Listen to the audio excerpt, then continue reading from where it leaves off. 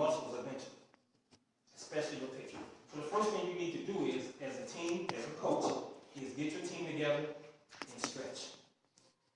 That's the first thing we do. I don't care if you only have 2 players.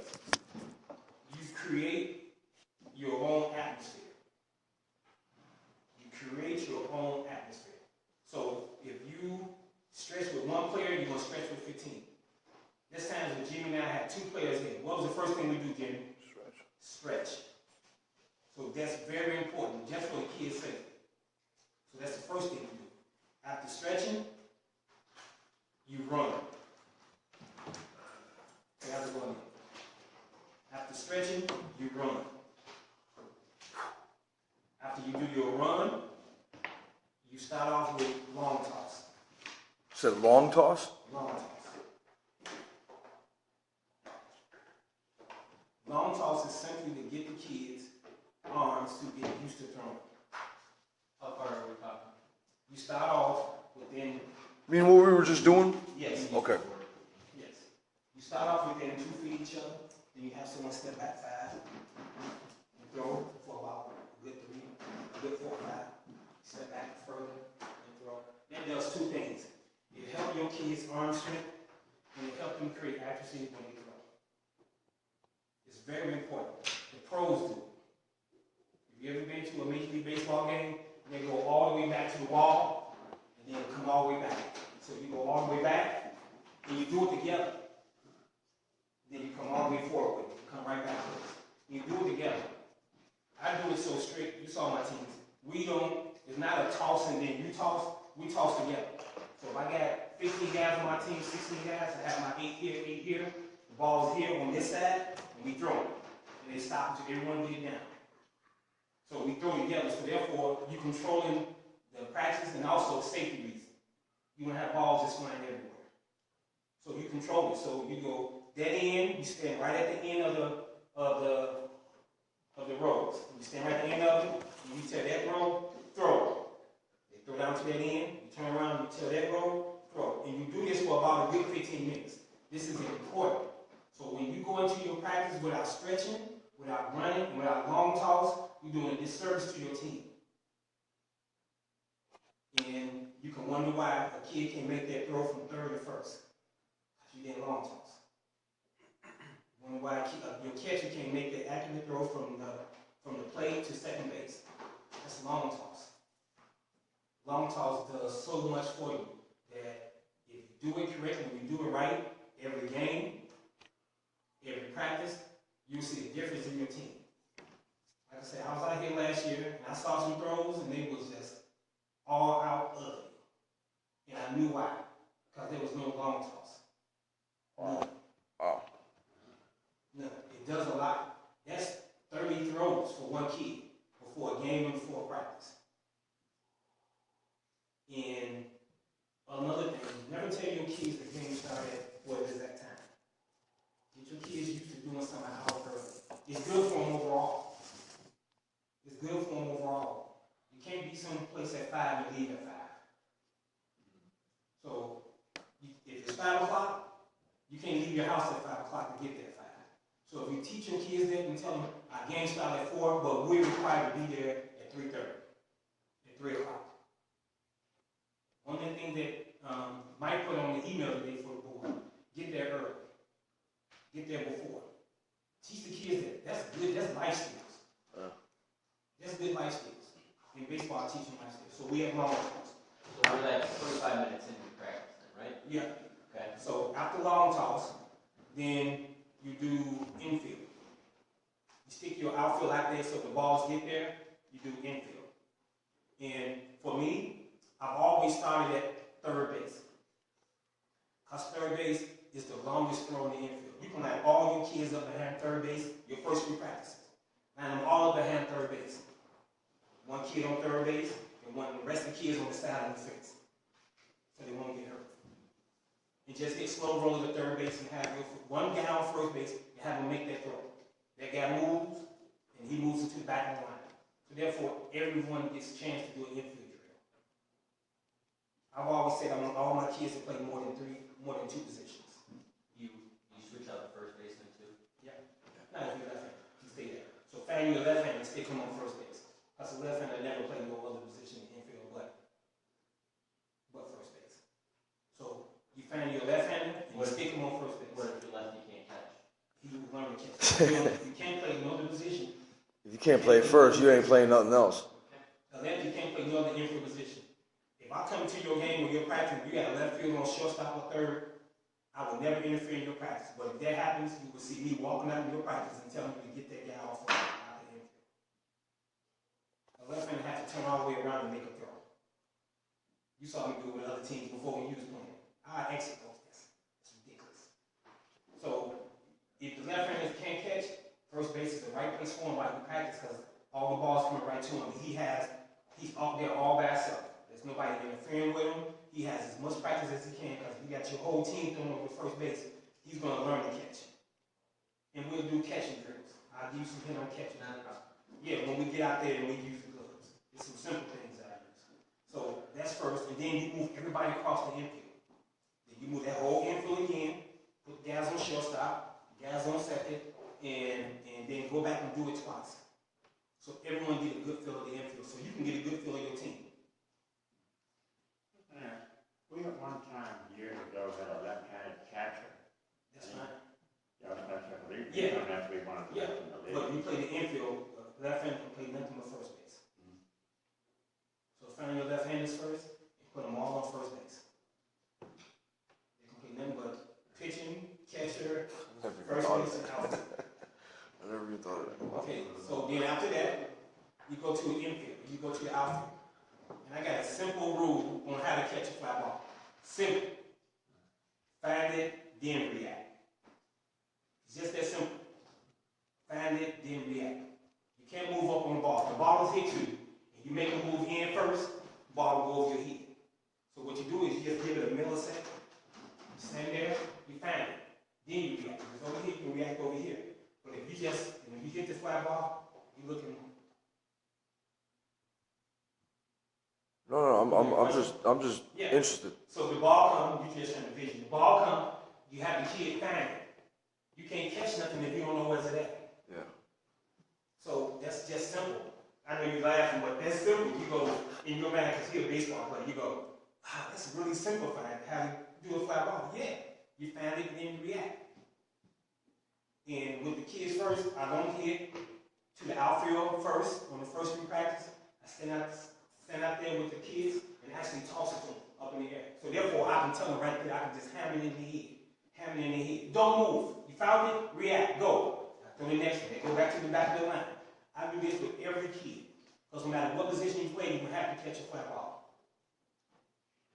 So find it, then react. Remember those words. Find it, then react. And if you keep saying the same words to kids over and over and over and over and over again, it become part of your team's makeup.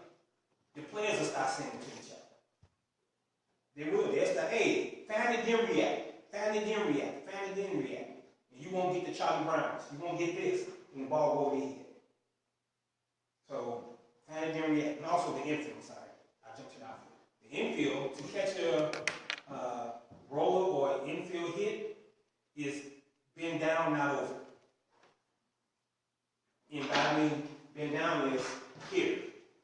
You bend over like this, the ball's going right between your legs. If you here in a athletic position, no matter what type of ball you play, football, baseball, basketball, hockey, this is an athletic position. Everything starts from here. Everything. In football, baseball, basketball, everything starts from here. Square. That's another word that you should really use. Square. When you square, when you like this, that's not square. When you like this, that's not square. When you're standing up, this is square in halfway. Right here, square. So therefore, you can start here. You can start your running here, this way, you can start this way, and you can get into bend down, not over. So square is so important. You know, you need to tell those kids that over and over again. So they're having in their head. Coaching is nothing but saying the same thing over and over and over again till it become natural. That's it. That's all coaching is. Coaching is saying those words and having a good relationship with your kids. We sat on my bench for years, just me sitting on the bench joking with the guys. I mean, throwing heads down at the guys, joking with them. When game time comes, it's a turn off, it's a switch. It's a switch. So we got bend down and over, which is important. You won't get balls in between your legs, and kids can go left and right. We got finally then react. Square, which is important. You saw me square, which is big. And square goes with hit. Also, you want you up here. If you here, you're not square. Get square, so everything's coming at you. In baseball, the more movement you make, the less successful you're going to be. So, if you have your bat here, this is, so if you have your bat here, if you come in here, if you see Albert Pujols starts right here.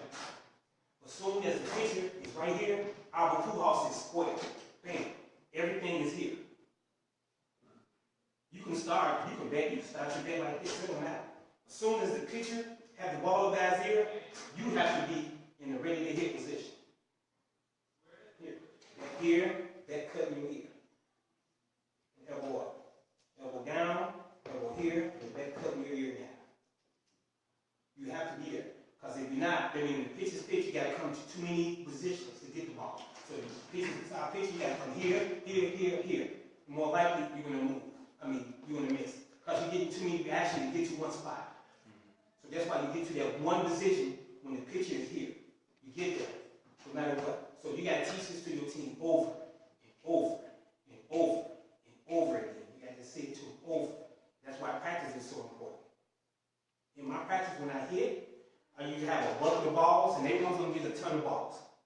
I usually have a bucket of balls, and I sit the rest of my team in the outfield or infield. Just go out there and about to do batting practice. And I sit there, and we also want to have L squares out there for you guys to use.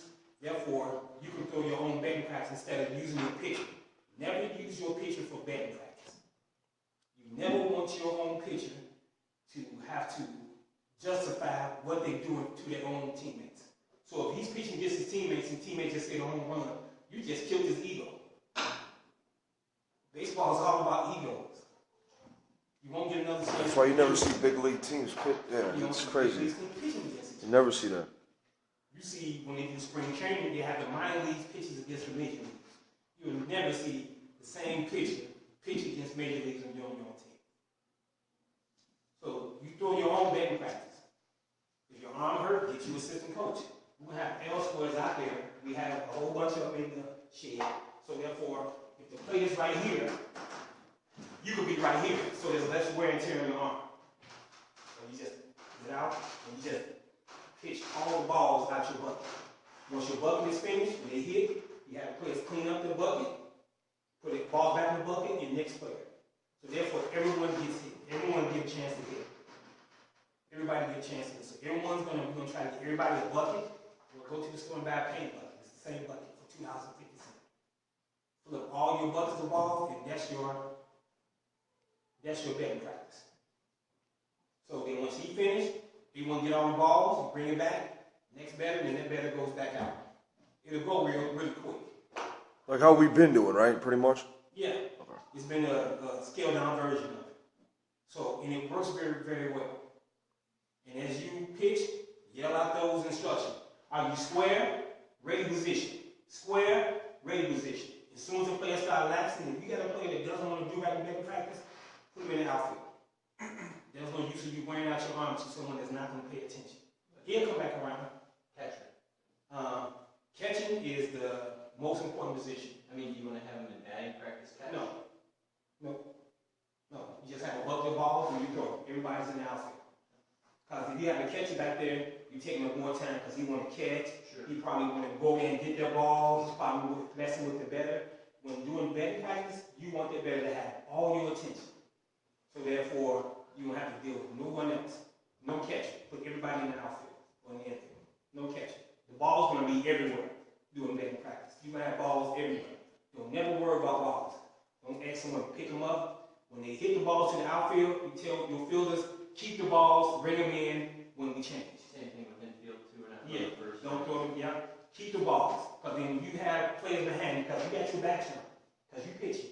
You have players behind you, they throwing balls everywhere, somebody's going to get hit. And 9 times out of 10, it's going to be you because you have your back turned. Just like even inside, I tell them, don't throw the balls until I tell you to throw the balls. Control your practice, because you have balls going everywhere. And also, then you'll be missing balls when you come at the end of the year, asking me to give you more balls, and I'm going to look at Mike, and say, if we have a little money for some more balls, and Mike going to go, no, Bruce. You use all our ball money. So your balls are your balls. So control your practice. So when you do betting practice, tell the players, don't throw the balls in. Catch it, put it back your feet. Then when we change batters, you bring all the balls to the bucket. I just start yelling. When I finish, I turn the bucket up and throw it up and go bucket to the ball. Balls to the bucket. You guys bring all the balls in and put them right back into the bucket.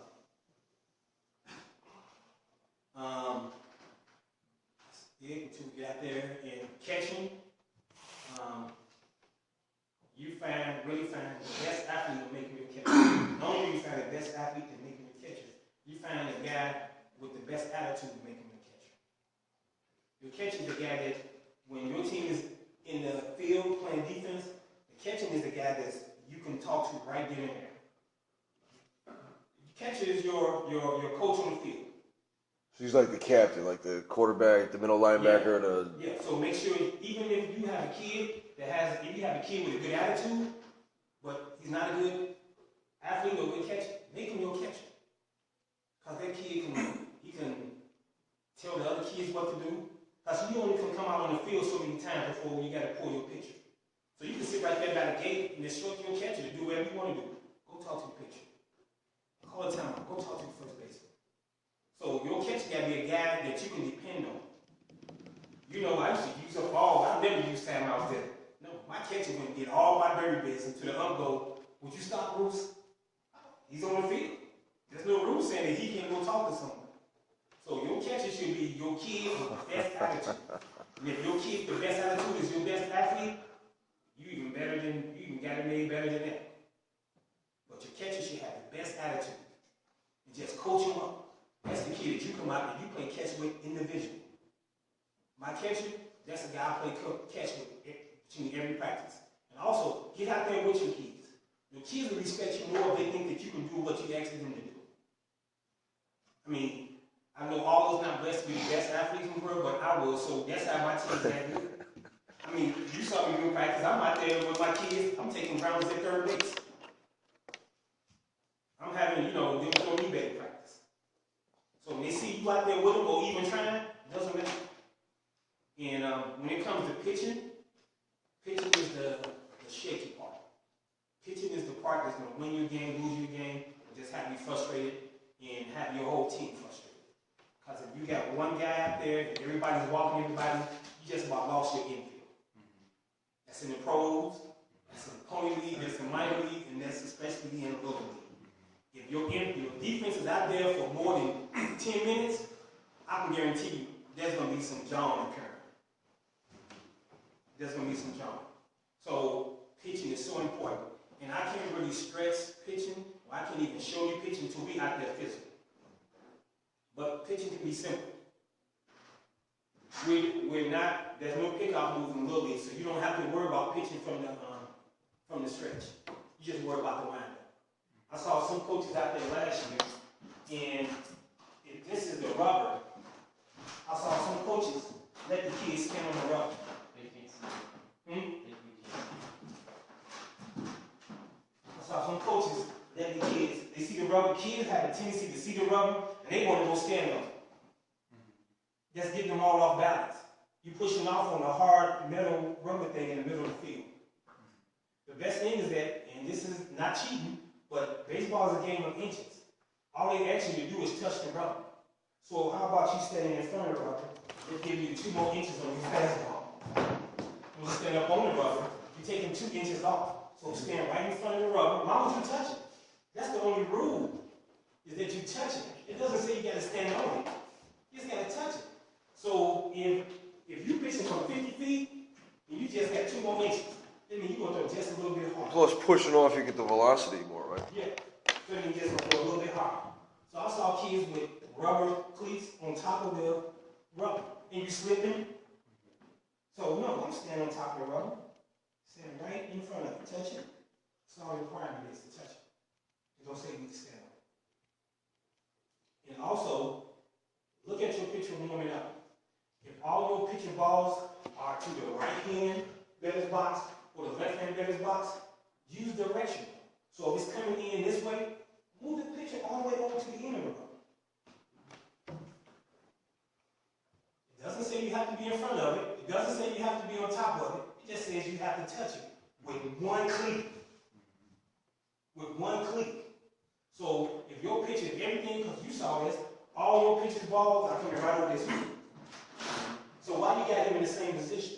So move him, so therefore the ball will go over the plate. So if they're coming over there, tell them, go to the third base side. Or go to the right base side. So wherever it's going, go to the opposite side. Because if you're giving it 20 inches off the rubber, it's going down the middle. Does that make sense? All right. And get the ball over the plate. I usually use the LSU. I went to a camp, a college baseball camp. The LSU coach has made it real simple about getting the ball over the place for a little bit. He said, teach them to envision a door. So if you envision the door, and the door is here, and this is the plate. Teach them to release the ball inside the door. You go right to the little league and you tell them, here's your door. Go inside that door. Oh, because that's the strike zone. Right. And you see it. And you just got to sit there and tell them. And while you're sitting out there with them, this is stuff you do in practice. And you ask them, you see the door? And they're going to go, what door? You take that picture in hand and come all the way down by the plate, and you draw the door again. That's your door. Take them right back. Do you see the door? And they're going to say, yeah, I see it now. And that's it. That's it. Little adjustment for pitching. Side, if they're throwing off into the batter's box, you see the door. And to make a good throw or even a good pitch, I teach release at your chest. Wherever you release the ball, that's where the ball's going to go. That's what's so important about long toss. So if you're throwing a ball and you're releasing up here, the ball's just going to go where you're releasing it. It's just that simple. You can't keep telling the kid throw it across plate if you're not going to tell them how. If you release them here, the ball's going to go there. If you release them here, the ball's going to go there. If you're releasing at your chest, the ball's going to go from chest to chest. It's going to go from chest, numbers to numbers. Yeah, Joe. Can you give us the steps to go through the pitcher? Steps, yes, go through. Yeah. Yeah. So, remember right here, bam, chest to chest. So if you see a kid throwing up there, you remember, you just got to have your eyes everywhere. You just got to have, as soon as you see, if you're doing something else and the kid just throw a ball high, you stop what you're doing. Hey! Release chest to chest. Release chest to chest. Remember those terminologies. Remember those words. Chest to chest. Numbers to numbers. And that's coaching you can do across the field. So if someone's warming up and they're not doing it, you can just stop. Hey, hold up. Don't do nothing else. Hey, chest to chest, man. Chest to chest. That's a bad throw. So with those words, you can coach them across the field while you're doing something else. Just those words, they'll tweak and they get in, they get in, they get in. So we're pitching out of the windup, not the stretch. So I'm just assuming nobody knows what the stretch is. So if I talk like an LSU tape, like Coach said, if I talk to you like a kindergarten, don't take it like I'm talking to you as a kindergarten. You know, that's the coach. So this is the stretch. We're not doing the stretch. So if you got a kid that's pitching out the stretch, you're doing this stuff to get service. The kid probably can pitch that stretch and do well. But there's too many steps in it. It's too mechanical wise for them to get it down pat at their age. When you get the pony lead, then you can pitch out the stretch. Then you can get out of the mechanics.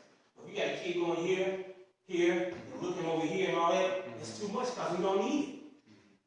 Because we're not trying to pick nobody off. So there's no ball. So you don't need to focus on the stretch. You need to focus on the wind. Here, square. Here, got the pitcher here. He's coming. He's taking a step back, step forward, knee here, into the box. It's a dance. I usually have all my pitchers on the mound together, and we're doing it together. Everybody lined up, and I'm looking at them. Here, one step back, one step forward, knee up, square. You finish, square. If you don't finish square, I can guarantee you 8 times out of 10 it's not going to be a strike. Once again, square come into play. Once again, here, you start square and you finish square. One step back, 1 foot pointing, knee up, finish square. Because you want your pitcher to be an infielder. When you release the ball, and if you falling off, the ball come back as a pitcher, you're not feeling your position. If the ball coming to you, you're the only guy that can stop it, because if it get past you, it's up the middle, it's a hit. So if you're falling over to, if you're a right-hand pitcher, more than likely, you're throwing so hard that you're falling over toward first base. So if you here, you're trying to pitch so hard, here. Ball's there. Teach your players to fall right to the batter. Fall right to the batter and fall in the square. And you're right there. You're another position player at that point in time. Not only are you another position player at that point in time, you're throwing right into the door. You see it. Throwing right into the door. So again, at some point in time, I'm going to be at everybody's practice. And at some point in time, I'm going to ask you, can I take your pictures? Because in order for us to be in the Little League World Series, I got to know that you're teaching your pitchers the right thing. So if I come in and I actually take your pictures, please don't feel offended. That's me requesting, but I'm going to do it. Whether you like it or not. I mean, I'm the commissioner. And the quality of baseball is on me. The money is on Mike and Sean. The baseball is on me. So here, like I said, Joe, here, glove here, not here, glove here. Because if the glove here, everything is swinging. Remember we talked about square. Everything got square is just structure. You got to stay here. Here, here. You're looking at the picture. In baseball, you just got to know the rules. They can't run until you get to the catcher. So you can just tell your batter, don't worry about him. He can't go nowhere until you get to the catcher. As long as your catcher's got an okay to good arm, you good. Part of it is just cutting down on things that you don't need to worry about as a coach. I'm not worried about that guy already. I don't have a need to at this point.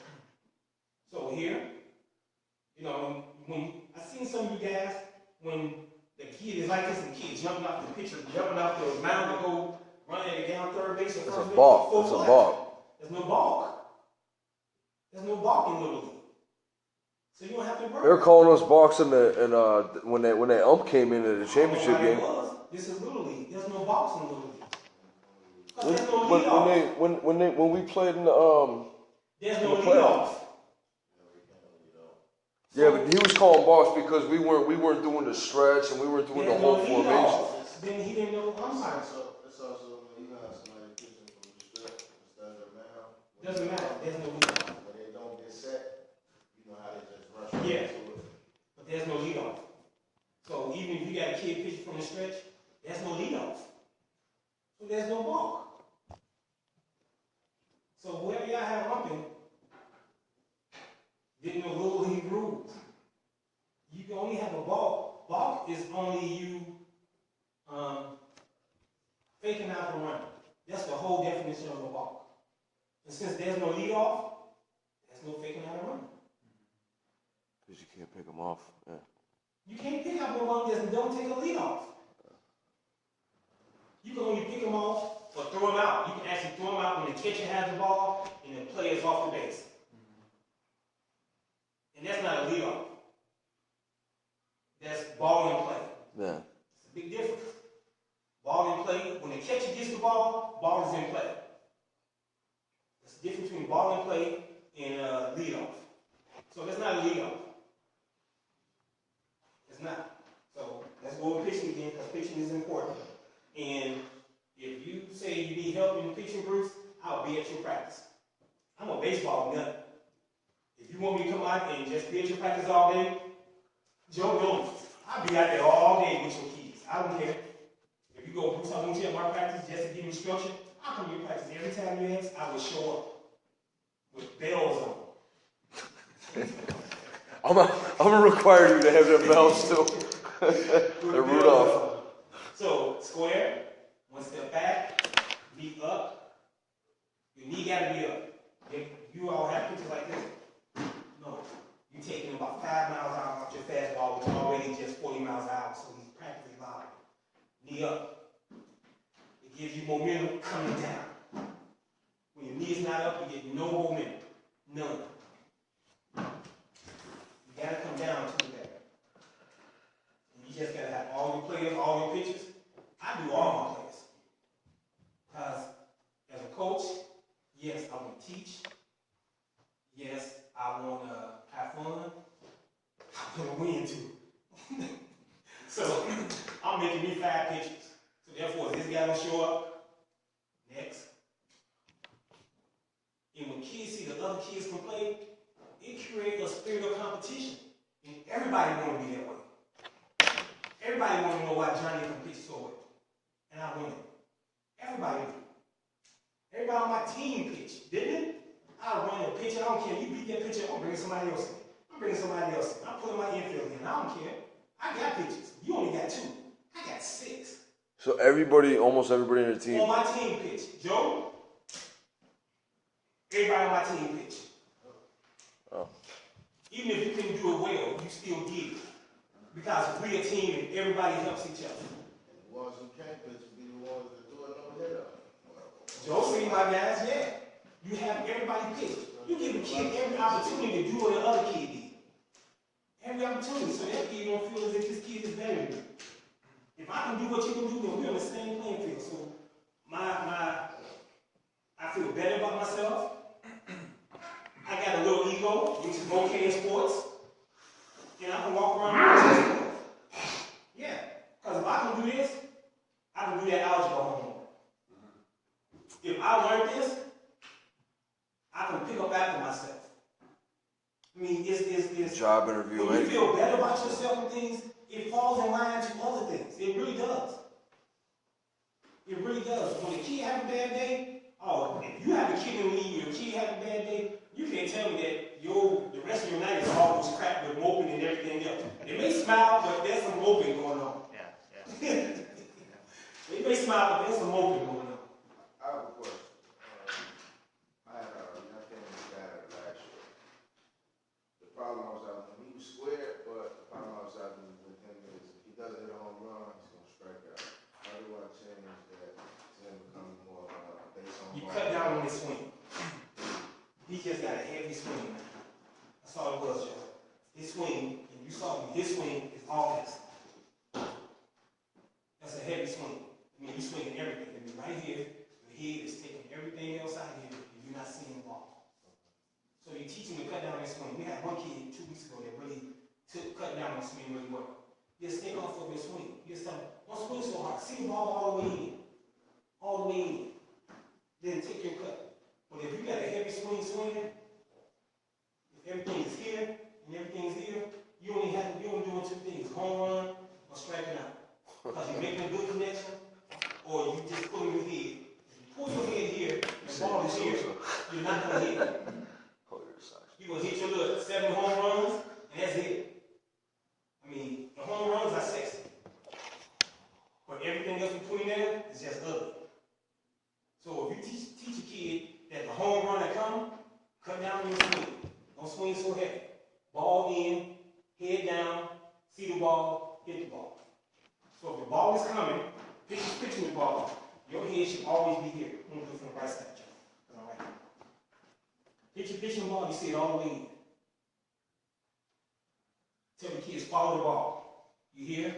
Follow the ball. Even if it's inside, if you don't swing. Yes? directionally? Directionally, is there something you have to have your feet? I wouldn't do directional hitting this early, Joe. Nope. It's complicated. I don't think kids can really grasp directional hitting until they're 14. It's like throwing curveballs or something. I just don't even. Nope. You want to strike to get a curveball. Once again, I just don't complicate things. If this is my age group, I'm not worried about the next up age group. I'm worried about the rules in this age group. Because if I'm worried about the next age group, I can't teach this one.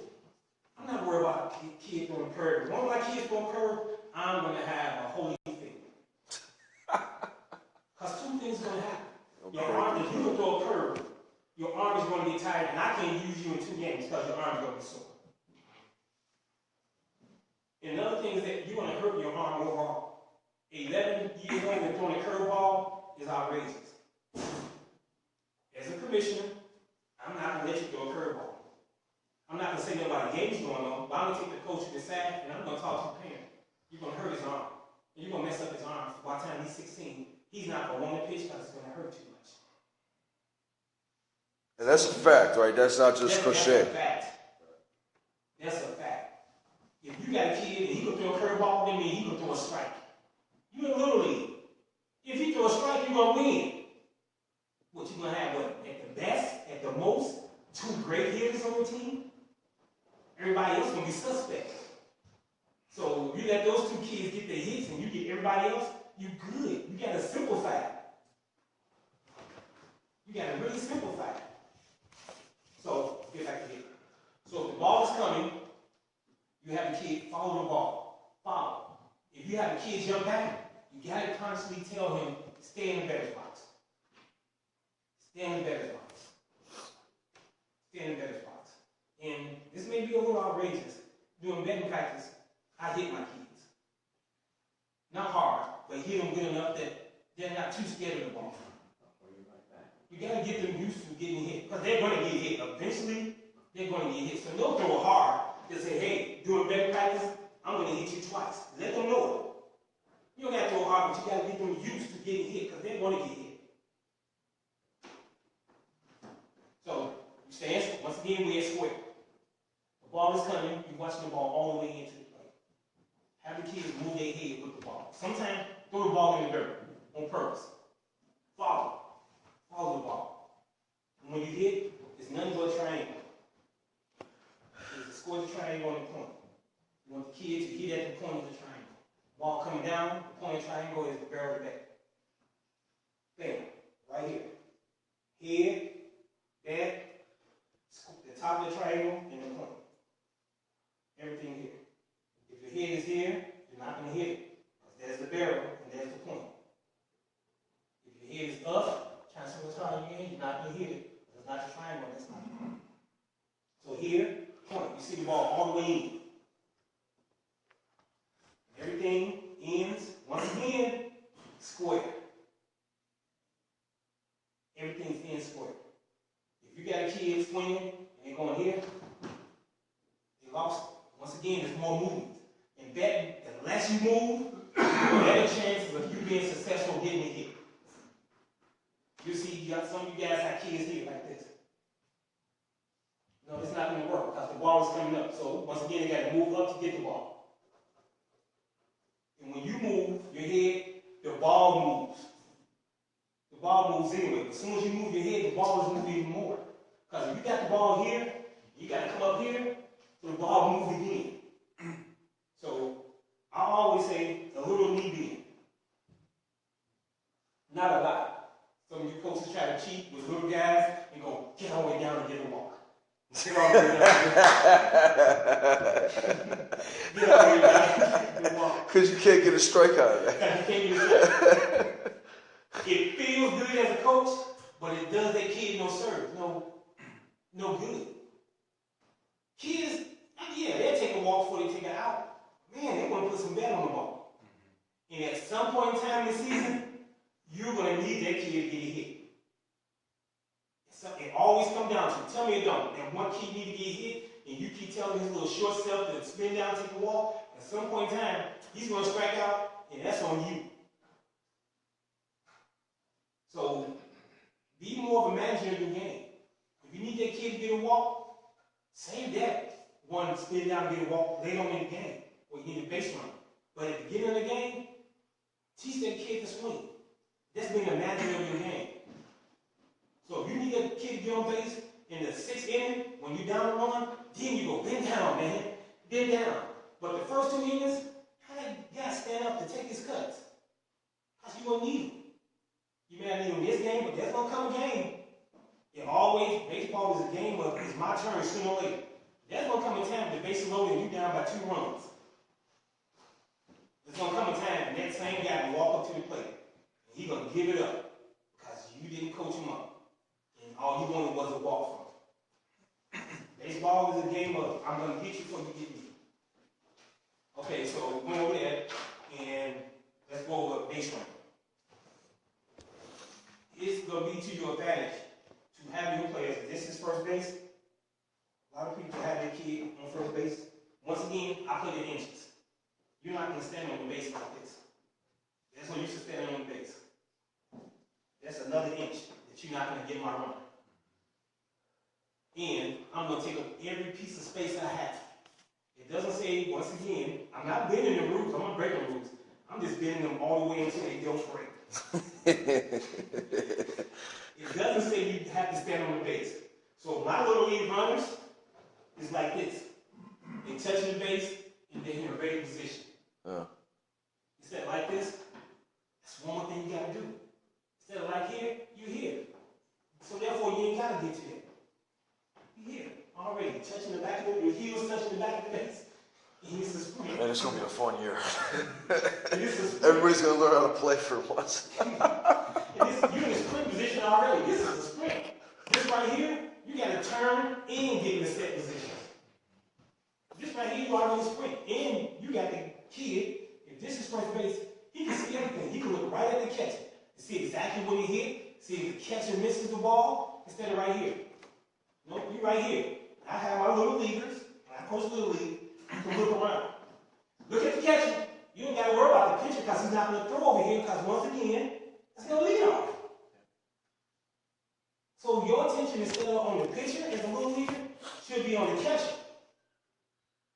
So he's right here. As soon as the pitcher pitch and the catcher catch the ball, boom, I'm off. But if you having your kid sitting there on first base and you talking to your kid, no. You're doing yourself a disservice and you're doing your kid a disservice. If no one else can do anything on your team, if your player can hit, if he can't catch, everybody can run.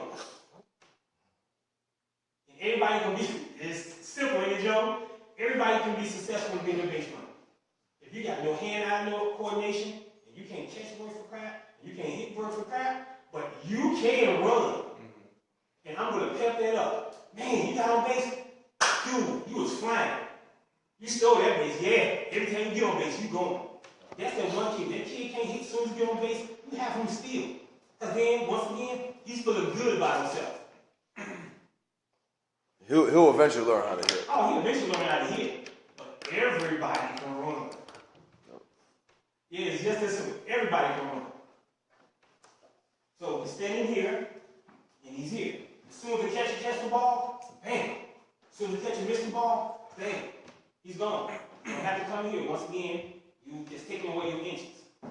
I'm, as a coach, as the coach coaching against you, I'm going to take your inches. It's my job to take your inches from you. That's my job. And as a coach, and I hope and pray that we have so many kids that I have to coach. But I don't want to coach. But if I have to, and I coach against you, I'm going to take every inch from you. Baseball is a game of inches. The more you take from that coach, the better your chances to win. That goes from pitching to batting to base running. It's all inches. So get your kids in a good position to run. So that's just about it. Next week, I would like to go out on the field. So I'm asking you guys to be ready to go out next week to come dressed. I gotta meet Tyler That's a lot downstairs of at 1:30, at 11:30. field. I gotta meet Tyler downstairs. Talking about base running, well, what's the best way? I know sliding is the best way to start. That's more running the base. The older running base, slide. Sliding is the best way. I'm a White Sox fan. Any of y'all saw Ramirez, the shortstop on the White Sox? Yeah. This dude don't slide.